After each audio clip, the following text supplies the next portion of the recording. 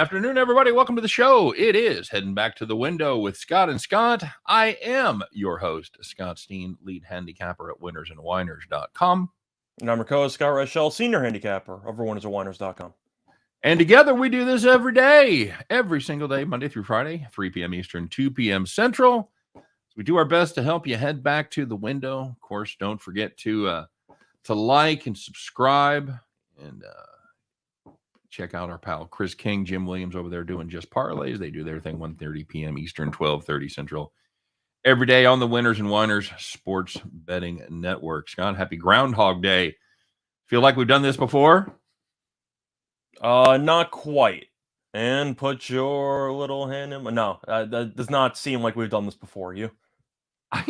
Yeah. I mean, anytime you do a show every day at the same time, man, it does. I'm assuming you knew where I was going with the song reference on that. Yeah, it's very nice.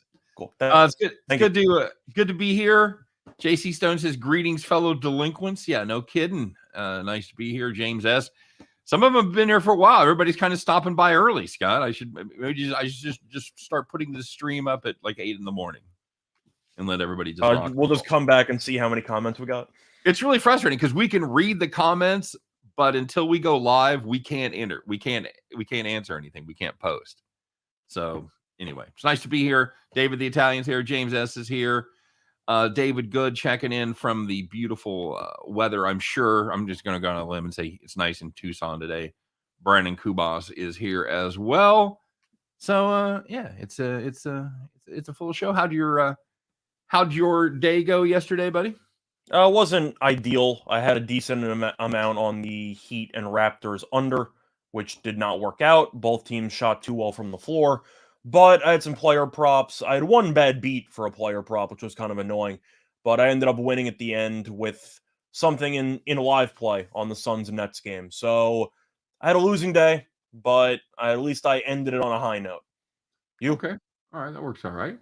Yeah, we went 1 and 2 on ours. Of course, we did better on the farm. So a 500 day overall. The Milwaukee Bucks were able to rally. And it was that was going to be a frustrating loss. I was going to kick myself for not taking the first half that Giannis guy's pretty good. Yeah, they went out and played with their food in the third quarter, and then they were able to put it down. For the first time this season in conference play, Bowling Green did not go over the total. So thanks a lot there, boys. As we had Bowling Green, Eastern Michigan over 157.5. The Falcons just never really could get rocking and rolling. And then Big Ten, Scott, laid points on the road. How'd that fucking work out for me? Your team won. They didn't cover. Good teams win. Great teams cover. And Michigan State, I'm not sure they're either one, but they stuck it in the old caboose last night as they win by 2, and they do not cover the 3.5. So nice to be here. Give some shout outs to everybody. JC Stone is here, of course. Bryce Multane, Zach Vaughn checking in from the Facebook. Henry Martinez reminding everybody to pick up your thumb and hit that like button. Thank you, Henry. Appreciate it as always. Brad Crawford here. What's it doing in KC? We got 4 to 5 inches in St. Louis. Yeah, see, dude, we're missing the second wave. We got about 4 to 5 here, but all that nighttime shit, we're gonna get a little sporadic, like maybe another inch or so, and then we're done. It's coming right up 44, just like it always does, Brad. Sorry, buddy. Sorry. It's and that's the same shit that's coming to you, Rochelle. You're gonna get that in a couple of days. So enjoy. I'll be indoors. It'll be 72 and clear where you are. Once pretty much. So, all right, guys. Well, of course, we told you to like and subscribe, and of course, if you don't, there's always consequences. We're going to be asked by Dolphins management to start tanking, Scott. So we need to get those likes and subscribes. We don't want to tank, buddy. Do we want to have this full conversation about the Flores situation? I think we have to talk about it, don't we? I think we do. I don't know if you want to wait till after the first couple segments, but it's definitely a fascinating storyline. I think my favorite part of it is the fact that on the day of Brady's official retirement, somehow Belichick managed to become a whistleblower. I find that fascinating. An inadvertent whistleblower, for sure. Yeah. Mm-hmm. There's a couple of things to unpack there. First of all, there's Scott, are we just automatically assuming everything that happens that's bad to a person of color is racism? I Is feel that like that's the counter argument where you can't exactly say that this is the case league wide because this happened with one team. But the truth is, let's just say Dable had a home run interview, right? Well, and but you just know wasn't it before his interview? that was I thought before he got Flores' picked him. interview. Huh? I thought Dable interviewed Flores was going to interview. Oh, okay. I thought both of them. I didn't think either one had been interviewed. But either way, I mean, it's a bad look. But I mean, it's not the first time in history that someone has got a job before someone else is interviewed. And I don't know. I don't doubt. I think it's more because of the Rooney Rule. So the point is that you're technically not allowed to hire somebody before you actually bring in a minority candidate. So I think that was the bigger reason why there was a huge issue with it. I would rather have Dable as a coach than Flores because I think Dable could be a brilliant offensive mind who could maybe make Daniel Jones look competent for once, which is a very tough task. Yeah, But we'll see. that's a whole different argument about whether Dable should have gotten the job. It's just Yeah. And then of course the other part of the Flores that to unpack is the management told him to give him $100,000 for every game he lost. I'd be pissed too if I ended up with 2 instead of Joe Burrow because my coach won games. Yeah, that was your tweet there. We're having a great conversation in the comment section, by the way, about Mexican food. I do love some good Mexican food, but you guys have any good Mexican joints up in Long Island? not really. It's something very fancy called Chipotle. No, we really don't have much around. I'm sure you got a couple of places in New York. I can't say anything local by me. Right. I have a big weakness for huevos rancheros. Yep. Big fan. So I'll eat that all the time. You a Good fan stuff. of the chilaquiles? Yeah, get some margarita on the side. It's a good time. But Yeah, you know what you look for in Mexican food, Scott? You want to find a town that has some kind of processing plant, chicken, beef, stockyards, a lot of places. And again, please, guys, I know what it's not a racist statement, but they tend to have lower skilled workers at those plants. They tend to be a lot from south of the borders, not just Mexicans, Guatemala, and El Salvador, or whatever. But they bring their families in, they open up restaurants, and those are the best fucking restaurants right there. Absolutely. So we have a lot of them around here. We have surprisingly a ton of great Mexican places. Well, it's authentic. It's authentic. That's what I like. If you like Tex-Mex, I ain't hating on you. If you like the sour cream, you like the cheese, you like the lettuce, that's fantastic. That's a whole different thing. And there's times that I'm ready to dig into a deep fried chimichanga, but there's a lot of times when I'm looking for just really more authentic and stripped down stuff. So. David Good knows what's up though. Telling me the best place to get some Mexican food in Long Island's Taco Bell. Taco Bell is my favorite, I believe, original Mexican drink. It's called Baja Blast from Mountain Dew. You see, Baja Delicious. Blast, they're doing their thing in a can now. The alcohol, the seltzer. It's about time. I mean, I don't like seltzer, but if it was not seltzer and they turned it into a twisted tea, if it was something like that, I would down the hell out of that. But I'm not a seltzer guy. So I feel like if you're going to actually make it Baja Blast flavored, can you at least keep the actual content of Baja Blast instead of turning it into a water? Mm-hmm. Is that fair? Yeah, I agree. Some people roasting me for saying no racist. I mean, dude, it's just the way it is. I mean, 20 years ago when I was on the stage, I could have said something like that, and it would have been taken in exactly in the way that it was meant, which was a completely non-racist. But we've become ultra sensitive now. So anyway, hey Scott, let's talk about some games yesterday. Let's talk. I actually just want to go back for a second to the Flores story because I think we would agree that he has a case. He's never going to coach again. I feel like he basically became a martyr for the cause, and I'm hoping it works out in his favor. Yep. I think that the one thing that's worth mentioning is the fact that right now you do only have one black head coach in the NFL, and you have one Hispanic coach with Ron Rivera, right? That's it. Man, is that right? Is that? I believe so. So the point is that you definitely have a lot of white people who are the head coaches of teams. They could be the most qualified people for the job. They might not. But I do think when you're looking at a ratio like that, when a decent amount of the players in the league are African-American, or even there are some Hispanic players in the league, you need a little bit more diversity when it comes to who's actually in charge on the sidelines. So I do acknowledge that point. Am I going to say it's all race-related? No. But based on the actual ratio and the lack of opportunities that some black offensive or defensive coordinators have gotten when it comes to getting the boost to head coach, you would at least have to acknowledge it.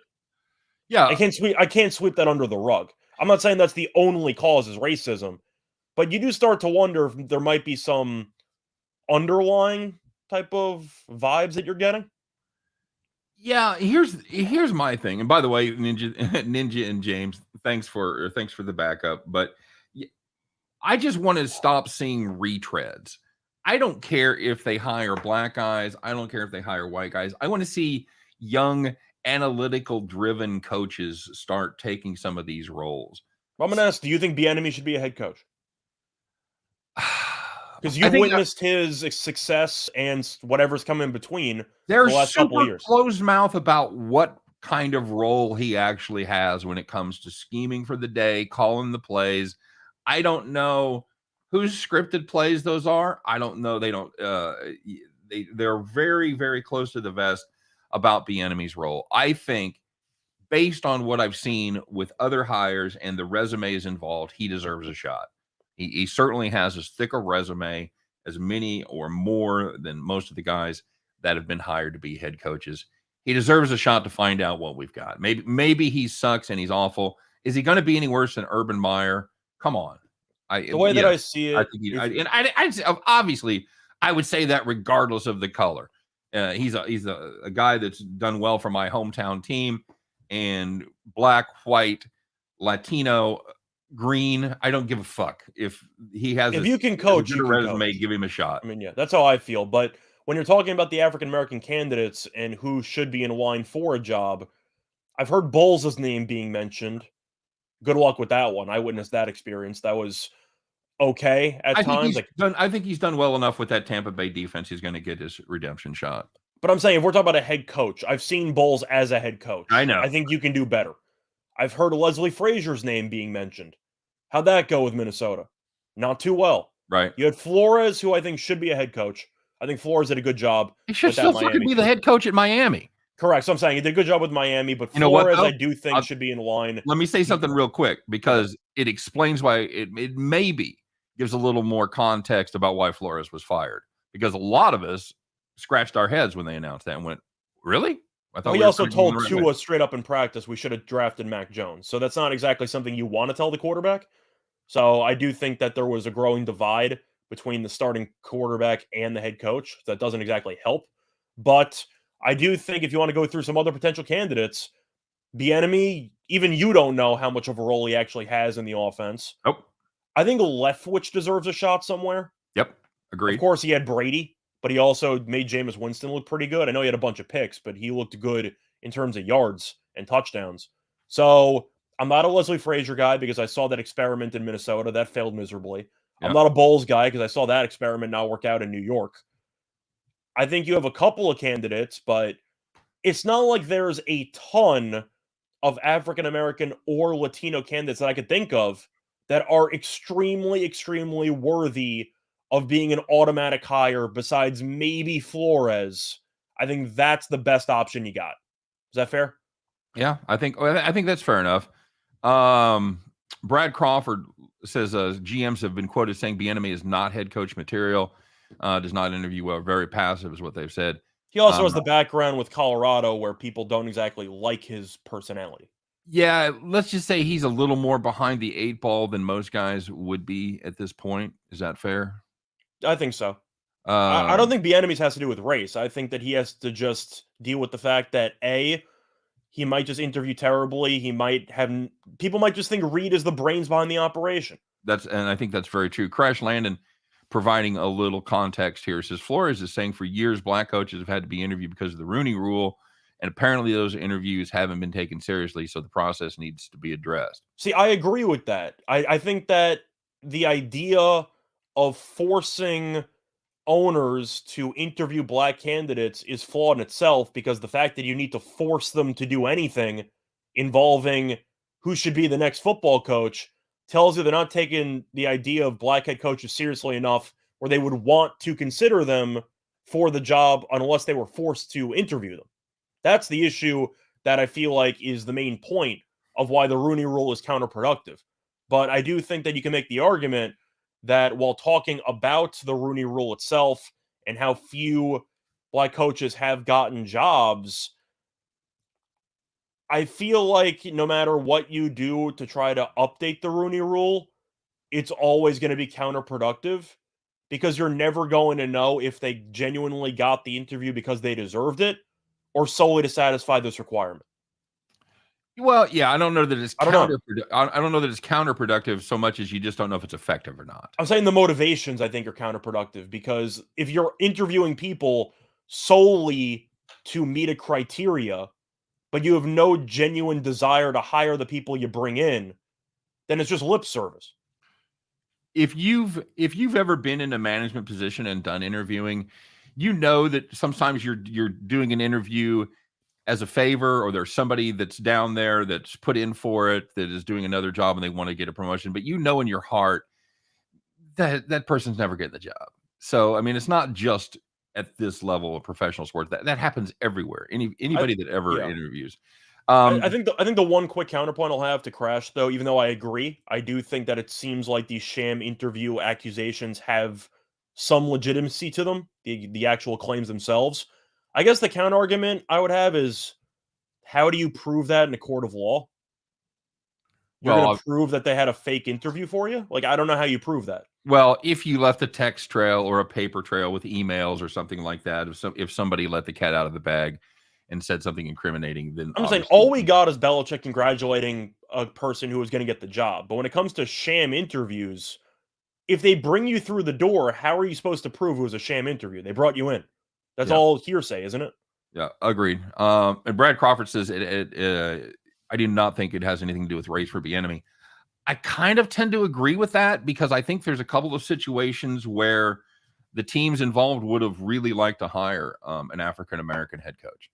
And I'm kind of with Brad here. I think there's something flawed about Bieniemy in the interview process. I don't know if it, whatever, you always hear that he doesn't interview well. I don't know what that means. You know, talk about being too passive. Maybe he doesn't have great forward-looking visions for the teams. You know, maybe where when you say, you know, where do you see yourself in 5 years? Maybe fired onto my third job isn't the right answer. I don't know, but for whatever reason, I think he's got a situation where he's just got to overcome it. So, all right, but let's move on and talk about what happened yesterday. The good news and the bad news, the people that took it in the shorts and the people that took it to the bank. Scott, you know who you are. It's time once again for today's edition, and it's Hump Day, by the way. Hump Day, it's Groundhog Day, but it's time for the Wednesday edition of you know what it is. If I can get there's my playlist. Thank you very much. Here we go. It's called the cops, guys. All right, very good. Let's start it off as we do. In the NCAA, Louisville Cardinals plus 3.5 against University of North Carolina. Game was tied at 74 with 2 seconds left. You got to think you're good here. Somebody score a goddamn point. North Carolina had a game-winning layup. Oof. Blocked. Well, temporary game-winning layup because they end up winning in overtime. Louisville loses by 7. If you had 3.5 there, you were so close. You had that game handicapped correctly right up until the time you didn't. Call the cops, would you? Not to mention the questionable calls in overtime, which resulted in a technical foul for Louisville that was 2 free throws. You had a lot of questionable whistles, so that also didn't help. But looking at the NBA, if you had the Magic plus 10.5 against the Bulls, it was a tie game with 3:36 left in the fourth quarter. The Magic, fun fact, did not score a point for the final 5 minutes of regulation. That doesn't sound fun at all. It was not. The Bulls closed the game on an 11-0 run, and the Magic lost by 11.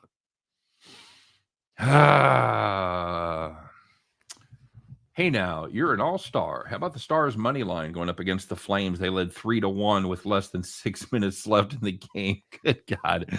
Somebody close the door.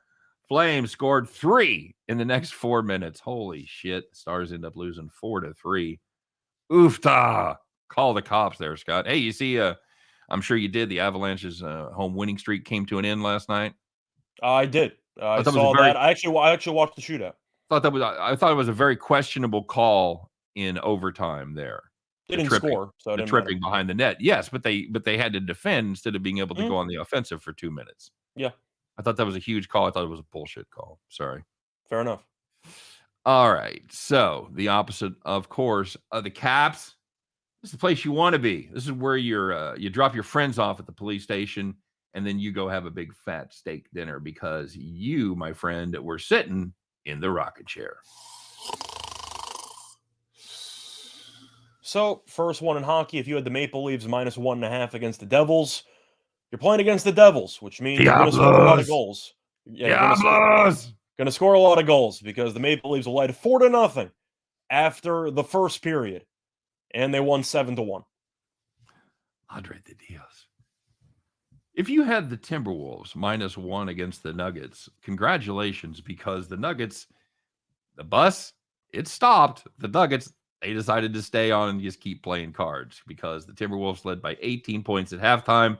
And then they remembered they were the Timberwolves, so the Nuggets did do a little better in the second half, but the T-Wolves still ended up winning by 15 points. Congratulations. You had the Timberwolves -1. You were sitting in the rocket chair.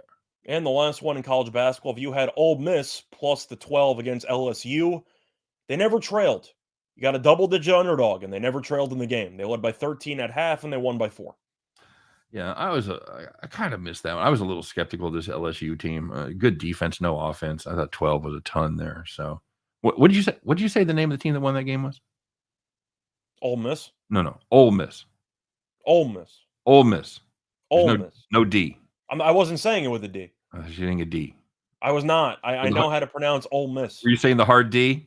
I was not. I know how to pronounce it. Okay. Mississippi won. You know what Ole Miss is? You know what that comes from? Yes, it's Mississippi, but older. Now, do you want to give the story? It's just the lady of the house of the plantation. That was the Ole Miss. And they kept that as the name. Okay, cool. Yeah, there's all right. That's something that might end up being changed. Well, they're the rebels, so what you gonna do there? Buddy? Fair enough. Okay. All right. So David Goods, all I care about the Chiefs kicking the Raiders' ass. Yeah. Well, man, I don't know. All right. Bronco Devils. No, we started a good social discussion here. I'll never forgive Ben Davidson. That's no shit. I agree. I was at that game, by the way. And of course, it was at the other end of my seat. I'm like, what the fuck is that all about? But yeah, Ben Davidson just tossing Lynn Dawson to the ground like a rag doll. Brad, see, I'm kind of in the same boat. So there's a lot of black players. I think if you would try to bend over backwards to hire a black candidate, I think that's probably that's true for a lot of teams. Especially we've turned ownership over. I think a lot of the old boy network from the 50s, 60s, that kind of shit. Yeah, I don't think you kind of remember the line there from Trading Places. I think there's a lot of guys that felt that way, but I think as we kind of maybe turned a corner, I don't know, man. First of all, I'm not qualified to speak on it because I've never had obviously I had to deal with that at all for any reason. I feel like a corner was turned when Al Davis hired Art Shell. I feel like that was when you could kind of move past the initial, I'd say, I'm trying to think of the right way to put it, but I do think that was a new era of opportunity for black coaches once Art Shell was given a shot there with the Raiders. Would you agree with that? I think it helped. Yeah, I think that it certainly made and the fact that he had some success there, I think was very helpful. So of course, that led the way to like Dennis Green and some other African American coaches who had a bunch of success. The issue is now you don't have many of them, and of course, people might default back to accusations of racism. It could be that, it could be something else. But the point is, if you don't know, then I'm not going to immediately pencil it in as racism. I want three things from a coach. I want somebody that can relate to the players. Hopefully, maybe have played the game, certainly been around it at the highest level for a long time. I want somebody that's going to be innovative and embrace analytics and the changing nature of the game with the rules and the passing heavy and all that. And I want somebody that has good connections and can hire good assistants and coordinators. And I guess the one thing you have to ask, whether it's a white candidate or an African-American candidate or even a Hispanic candidate, how many candidates that are available excel in all three areas. Yeah, that's right. Not many. That's right. So yeah, again, race. Don't give a fuck. Don't give a fuck. Yeah. So, all right. Anybody asking about games? What do you got? I saw somebody asking about tennis. I see Okay, Magellan's good. talking about Yeah, we're Batista walking. We're walking the line about turning it into a racial political discussion, which obviously not the focus of the show, especially with just 15 more minutes left. So yeah, let's talk some ball. I was going to say, By the way, Batista Brett, Agut, I know, I agree with you about Kroenke. Batista Agut, yeah, I'm not a Kroenke guy either, but Batista Agut is in straight sets. I know he's favored against Simone. It's in France, so you do have a home court advantage there for Simone, but they're kind of similar stylistically. They both just keep the ball in play a lot. They don't hit many winners, but Agut's definitely better. Simone has done well head-to-head, but Agut's in much better form. I think it'll be two very competitive sets, but I see Agut winning 6-4, 6-4, if I had to guess. What's the price? Let me actually check what the Any value anywhere? sets. Let me see. I'm assuming the value would be on straight sets, but let me just pull that up quickly. If anybody else has any games and wants to talk about, I know we can go through our own, like, whatever. Miami, Florida tonight. Okay. Let me get that one up. They're favored against Notre Dame at home. I know Notre Dame has the bitter taste in our mouth about the 14-point first half against Duke. Am I exactly thrilled with laying this amount on with Miami? No. So for me, I would look at probably Notre Dame. Actually, Batista Agut on the set spread -1.5, -425. Jesus. Okay. I didn't realize it was that much. I don't know where you're going to find value there. So Okay. I guess I'm passing on that one. But I'm looking at Notre Dame. I think Miami is a pretty good team. They're not great. The whole ACC kind of stinks, if I'm being honest with you. But hard to get a read, man. There's a lot of those teams that are kind of clumped together. Your Wake Forest, North Carolina State, Syracuse. They all kind of just seem to be just kind of treading water and sinking slowly. Am I crazy? It depends on where you shop Magellan, by the way, because DraftKings has straight sets for Batista Agut at -425. So once again, shop your lines if you're trying to bet something, because some of these books will try to kill you. DraftKings appears to be trying to kill you. So if you do like straight sets for Agut, you might want to look elsewhere. But that's actually wild, by the way. Batista Agut 1.5 set is -425. On the other end, Simone plus 1.5 sets is +170. That is highway robbery. Oh, 250 juice? Fuck. That is highway robbery. Yeah. So just shop around if you're trying to find stuff. Somebody wanted to know real quick about the Citadel, if they're still an over team. No, they are not. I have abandoned ship. Half of them are. They still play shitty defense, but they don't shoot the three ball well, Scott. They're just shooting 33% from the line. They're like 8th out of 10 in their conference shooting the three, which is just really unusual. They still take a shit ton of them. They still roughly half their shots are from 3-point land, but they can't make them. But they're certainly. I think you're looking for team total overs for the opponents of the Citadel, because the offense has been underwhelming. Defensively, they're a mess. So I think you'd agree if you were going to take an over, you're just penciling in the opponent for 85-90. Yeah, it's the total will be 83 for Furman, and I'm all about that. Yeah, that's a at home play. They should score 90. Yep, absolutely. Hey, and we'll talk about that Wyoming game real quick, Winslow Brothers. I just wanted to remind everybody about all of the great partnerships we've got going on. Of course, Caesars was our first. We'll never forget your first. They're doing the free match bet up to $1,500 when you throw in at least 50. So they want you to put a little skin in the game, and then whatever you bet the first time, they got your back there. Of course, you use the promo code Whiners. Caesar, the stock symbol CZR, so it's WHINERS CZR. Whiners, Caesar. Of course, we got the link there in the show box as well. And of course, we got the thing going with BetMGM, a book that's a personal favorite of ours, Scott, when it comes to baseball season. I've been slacking on it, to be honest. They were legal to New York, and I actually haven't used it. I've just been missing out. Well, there you go, bud, because they've got $1,000 deal. It's the match play up to $1,000. You got to put at least $10. Do the MGM app, download it from the App Store, the Apple, the Google Store, whatever. Google Play, Apple Store. Make it or go to the online. They have a website as well. You get the deal. Must use the code VIDEOWINNERS. Now, if you guys forget all this shit, which I know I would, it is all in the show description there. So all your codes and everything, as well as a quick link to the website. Of course, all these for BetMGM, you must be 21 or older. Arizona, New Jersey, New York, Indiana, Colorado, Tennessee, West Virginia, Iowa, Virginia, Michigan, Pennsylvania, DC, and the aforementioned Wyoming. I hope you're paying attention. It's going to be a quiz at the end of the show, Scott. In that order. And of course, one more time, we talked about it yesterday. The down there for all you coon asses in Louisiana. That's people in Louisiana refer to themselves as, Scott, coon asses. I did not know that. There you go. There you go. File that away.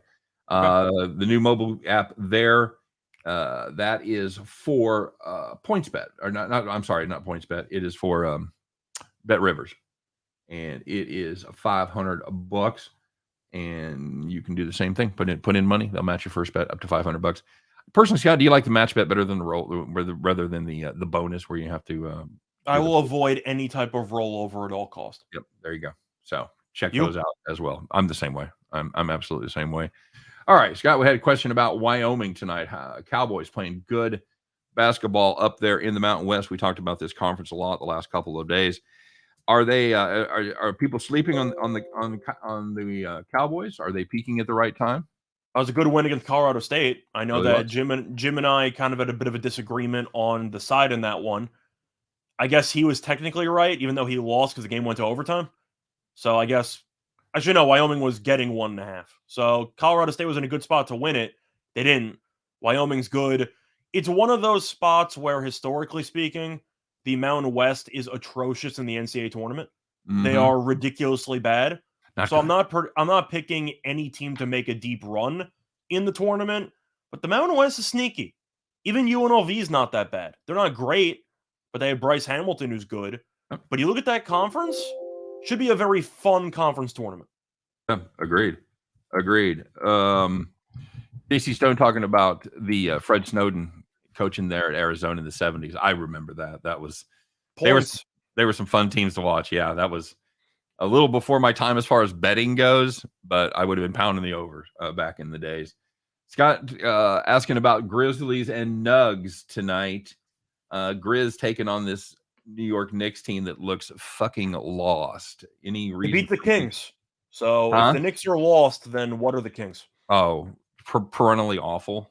Okay. I mean, that's okay. Memphis laying 4. You going to step up here and take the Knicks, buddy? It's the game after theory. Of course, Memphis lost on the road to Philly when I had money on the money line. I ended up winning my play of the day because I had them +4 as well. But it's the perfect bounce back spot, isn't it? I mean, you're expecting a decent performance from the Knicks because of the line, but that's where you go wrong. Why would you expect a decent performance from the Knicks? See, my takeaway from the Knicks' 20-point win against the Kings isn't that the Knicks are back on track. It's that Sacramento should fold the franchise. That was my takeaway. Like, I don't think it was a testament to how good the Knicks are. No. It just shows how bad Sacramento is. So Memphis is still one of the best teams in the league. I'm taking Memphis because they're better at every position? Yeah, that's exactly right. You can look at the matchup and you can go through those lineups and you literally can't pick, at least in the starting rotation, you can't pick one spot where the Knicks had the advantage. Maybe center because Adams is questionable. So there is a chance that Adams does not play. Oh, but then they might just move Jackson to center. So I don't know what the Knicks are going to do. I mean, we're going to actually bring up a certain play in this game later in the show. But you go down the lineup and who on the Knicks do you actually like? Because Barrett's streaky. Randall's been a mess this year. And Knicks fans despise him because of the contract. Fournier's been awful. Kemba's been awful. Who do the Knicks have that people actually like? Yep, agreed. Nuggets. Oh, boy. After getting absolutely railroaded by... Run out of the building, buddy. Yeah. Absolutely run out of the building. Taking on this Utah team that we've seen struggle, but they've been struggling with some injuries there with Gobert and with Mitchell. Mitchell will not be making this one. Of course, Gobert is still out. Scott, this one could be a tempting spot for the Nuggets because there's a lot of injury news from Utah. Whiteside is out. Clarkson's questionable. That's the even big. I mean, Whiteside is not very good, of course, but he's the backup center, Right. and you're facing off against the best center in the league. Best offensive center. Well, The who, best who, the best stretch four. well, who would you say is the best center then? I just mean all around. Joel Embiid. Okay. I think Jokic is better. I think it's close, but I think Jokic is better. But Jokic is a better either way, scorer. Yeah. point is, you don't really know how Utah's going to stop the guy.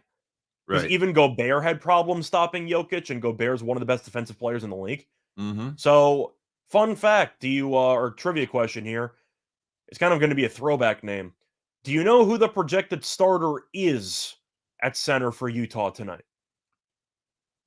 The projected starting Center for Utah tonight, projected. With no Gobert and no Whiteside. with no Whiteside. Oh fuck! Let me think. Let me think here, bud. Hang on. You're definitely not going to get it, but he was very good in college a couple years ago. Oh fuck! I forgot they had him. I'm gonna admit I cheated. Yeah. I looked at the roster. You want to tell everybody who it is? The stud from KU. Yeah, Kansas legend Azubuike. That's right. Who is, of course, a big body. He was very dominant in college. Can't shoot free throws to save his life. I might take some props on him. If you give me a rebound number on Azubuike, I might be tempted by that. He has played, it looks like 55 minutes total this year, buddy. Yeah, but that he's just going to stand there in the paint and grab rebounds. But the point is, I'm going to go with Denver because after a no-show like that, I think they'll bounce back. And Utah, we've seen them without Gobert and Mitchell. What are they, 2-9 in their last 11? And now Joe Ingles tore his ACL. He's out for the year. Yep. This team's falling apart. Bronco Devil said he's having trouble being able to make a play on this Denver game. I'm gonna check that. Scott, Purdue number keeps going up. You want to talk about this Purdue team tonight on the road? Oh, well, the point is Minnesota is a team that is not very good. They're not awful per se, but it's classic Minnesota fashion. Whether Pitino's the coach or not, you look really good out of conference. You start off 7-0, 8-0, and then once conference play starts, you hit a wall. That's kind of the story of Minnesota basketball for the last couple of decades. Do I want to lay this many points with Purdue on the road?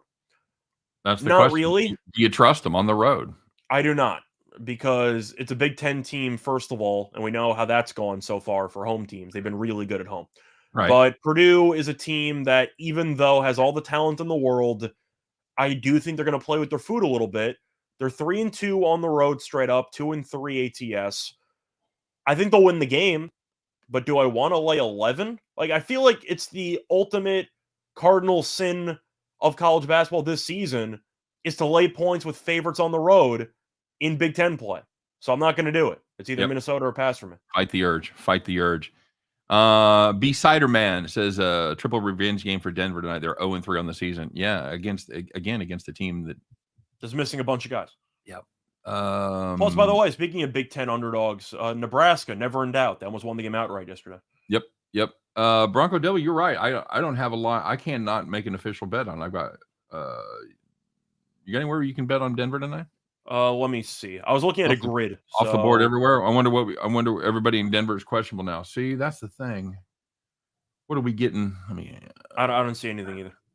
Well, obviously keep up to date on the injury news there because there's something coming that it's been pulled. So somebody knows something about an injury. So keep an eye on that. For the record, if the guys can play, I think they should. You got Jokic questionable all of a sudden. I was going to say the point is that I'm sure they might be resting some guys for a back-to-back, but you got to remember it's a division game, and Denver, with the amount of injuries Utah has, Denver's only 1.5 back. Yeah. So you can make an argument that Jokic might get rested. If you want to win the division, head-to-head's extremely important. Yeah, I think you kind of got to go full steam ahead, don't you? When you're in a hole like that, well, it would seem to me that would be the case, Scott. That's what I would do. I mean, I don't. Let me make sure. How many more important games during the season do you have than a game against Utah where Gobert and Mitchell are out? Yeah, because you're 1.5 back in the division. These games really matter. And you're already in an 0-3 hole against them. So yeah. I don't know where you guys got that. If you, I've got Dom Best up, and I do not have injury news or rest news for Jokic at all. So I see Jokic being questionable with a toe injury. where do you have that? What do you I'm looking at RotoWire. Oh, Said he played through right toe soreness in Tuesday's loss. Oh, he only had 21 points, 16 rebounds, and 8 assists in 30 minutes. I think he could play if he wants to. by the way, RotoWire is the absolute best. That's the best that I found. I didn't, and I made the cardinal mistake. I just looked at best and didn't check Roto. So yeah, good call. What else are we asking? Any other questions about that out there, Scott? What have I missed in the comment section, jacking around here? I haven't really seen much. It's mostly people talking about the Villanova game against Marquette. Villanova is currently favored by 4.5. Marquette's been good. It's another one of those spots where the line looks trappy and you're tempted to take Marquette money line, but I'm not going to do it because Villanova is a team that I doubted earlier this season because of the athleticism or the lack thereof, but they're doing Villanova things in Big East play, which means good luck getting in front of them. I'm not doing it. Villanova's been playing really good ball lately. Marquette, I do think, has been better than I thought they were going to be at 15-7. But Villanova just seems like they're on a different level right now compared to other teams in the conference. It's Villanova or pass for me. Hey, you know what else is going on tonight? Because somebody's asking about, and I'm going to kind of tie this in. Somebody's asking about whether the USA is going to piss away another opportunity to go to the World Cup. Scott, they lost one game to Canada. You know where they're playing tonight? No idea. Can I interest you in a February 2nd game in St. Paul, Minnesota? Okay. You're like, well, maybe it won't be bad. It should be all right, right? Scott, it's going to be game time. You talk about the Ice Bowl. You talk about the game there between Seattle and the Packers. How about -1 fucking degree at game time? -1, wind chill, -10. You know what that means, right?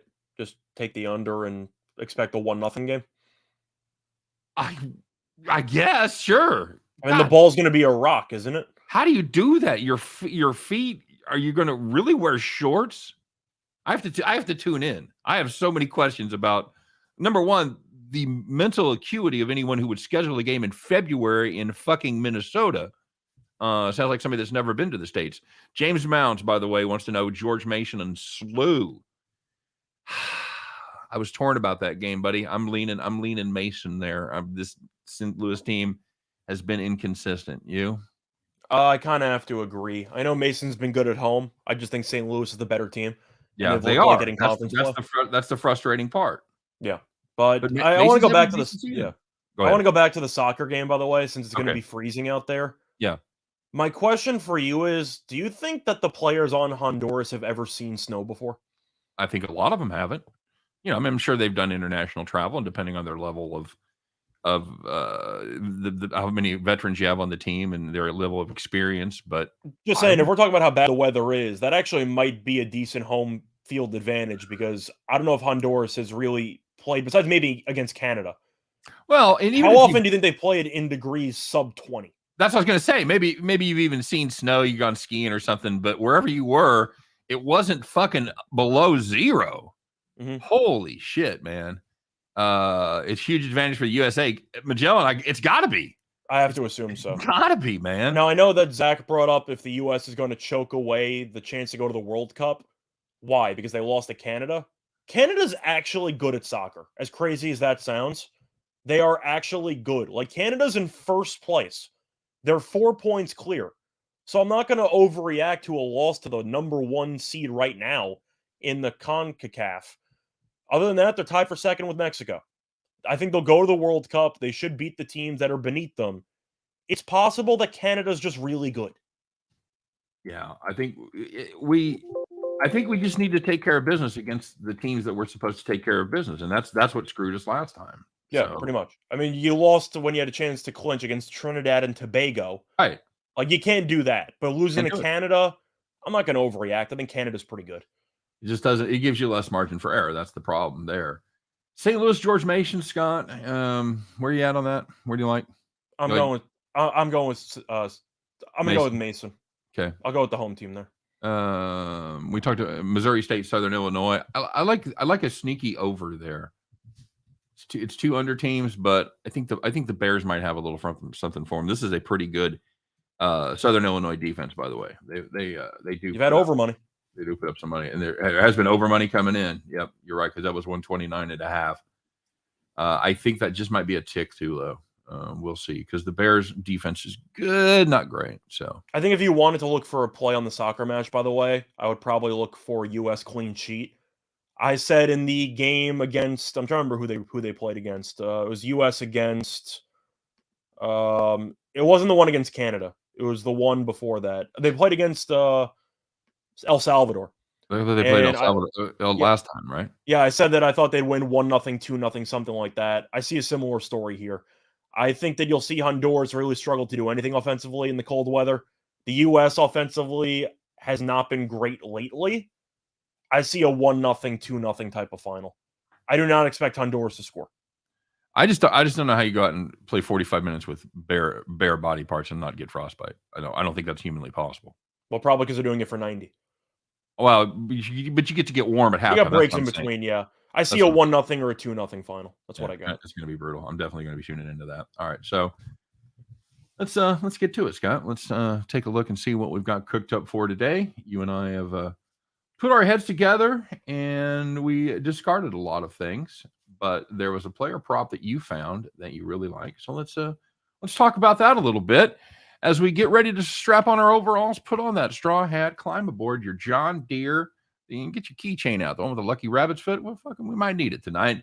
But fire that bad boy up, because it's time for Bet the Farm.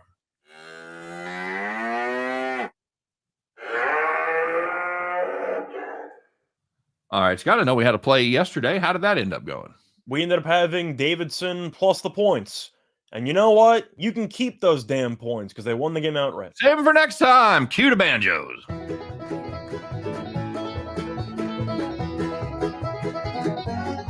Yeah. All right, there you go, Scott.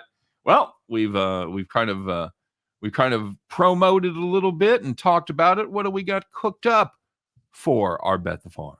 So I mentioned it was going to be in the NBA in a matchup between the Grizzlies and the Knicks. And I'm looking at Knicks point guard Kemba Walker. And I like his point total under 10.5. He has been atrocious recently and pretty much all season long. He scored less than 9 points in each of his last 5 games. He's played less than 22 minutes in 4 of the last 5 games. So the Knicks clearly don't enjoy using him on the actual roster. He's attempted less than 9 shots in each of the last 5 games. And a fun fact, the Knicks actually scored 116 points last game against Sacramento. Kemba Walker attempted 2 shots and scored 0 points. The point is, the Knicks really don't enjoy using him because Thibodeau acknowledges his limitations. Now you're against John Morant. I doubt you want Kemba guarding him. So I expect Kemba to start, play a couple of minutes, probably get benched for the entire final 3 quarters or maybe to start the second half. But if you're barely playing above 17 minutes over the last week and change, and you haven't scored more than 9 in each of the last 5, 10.5 points. I got to take the under. Not good, Bob. Not good at all. I think that's a solid play. I think it's a really sneaky play. So get yourself down on Kemba Walker. They're under 10.5 points. Big fan of that play. All right, guys, that's going to do it. We're more than halfway through the show. I hope everybody has a great Groundhog's Day. I know a lot of the country going to be digging out, so fucking don't overexert yourself. Go buy a snowblower, for God's sakes. Was that a pun? What's that? Was that a pun? No, not intentional. What'd I say? You said digging it out, but we're talking about the groundhog? Oh, yeah, no, sorry. No, absolutely not. If you still shovel snow, and you should go get a snowblower. That's what I'm saying. Best investment you'll ever make. So anyway, you guys have a great day. Good luck on all your plays. Thanks for listening. Again, don't forget to check out all the offerings here on the WWBSN. And yeah, we'll do this again tomorrow. That's how much fun I had. I'll be back to you. Scott, come back tomorrow? Yeah, I'll see you tomorrow. Excellent. All right. We'll do it again tomorrow, 3 p.m. Eastern, 2 p.m. Central. As Scott and I will do our very best to help you in your journey to head back to the window. Take care, everybody. We'll see you then.